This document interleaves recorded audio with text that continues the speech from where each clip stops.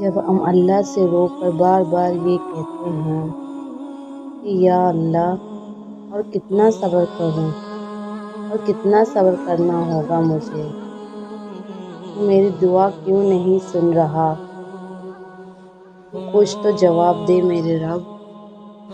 میں اتنا گنہگار ہوں، اور جانتے ہو اس دوران شیطان ہمارے دل میں اتنے وسوسے ڈال دیتا ہے کہ ایسا لگتا ہے کہ ہر جگہ اندھیرا پھیلا ہوا، ہر جگہ نا امیدی کہ اللہ میرے ہی ساتھ ایسا کیوں کر رہا ہے، میری دعا قبول کیوں نہیں ہو رہی۔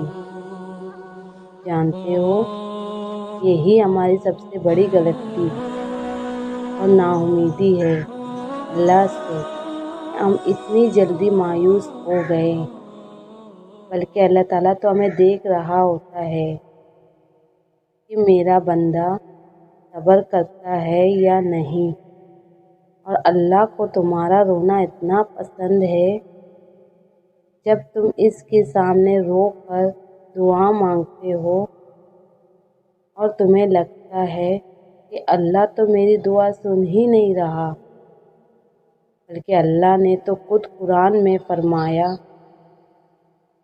اے نبی صلی اللہ علیہ وسلم، میرے بندے اگر تم میں سے میرے متعلق پوچھے تو انہیں بتا دو کہ میں ان سے قریب ہی ہوں، پکارنے والا جب مجھے پکارتا ہے تو میں اس کی دعا قبول کرتا ہوں، لہٰذا انہیں چاہیے کہ میرا حکم مانیں اور مجھ پر ایمان لائیں تاکہ وہ ہدایت پائیں۔ جانتے ہو قرآن پاک میں اللہ تعالیٰ نے صبر کا الفاظ اتنی بار واضح کیا ہے، تو کوئی تو بات ہے نا۔ اللہ تعالیٰ نے قرآن پاک میں اتنی بار کہہ دیا تو صبر کرو، بے شک اللہ کا وعدہ سچا ہے، بے شک اللہ صبر کرنے والوں کے ساتھ ہے۔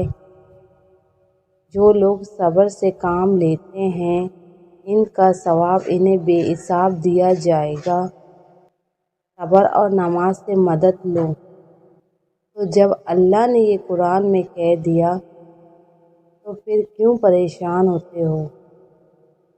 اور ایک اور چیز، بجائے اس کے کہ اللہ ہمارے لیے کچھ کرے، کیوں نہ ہم اس چیز پر فوکس کریں کہ ہم اللہ کے لیے کیا کر سکتے ہیں۔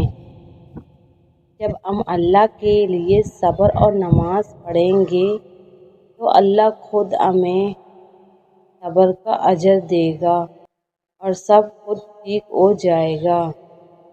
تو ہم اتنی سی بات کیوں نہیں سمجھتے؟ ہم اتنے بے صبر کیوں ہیں؟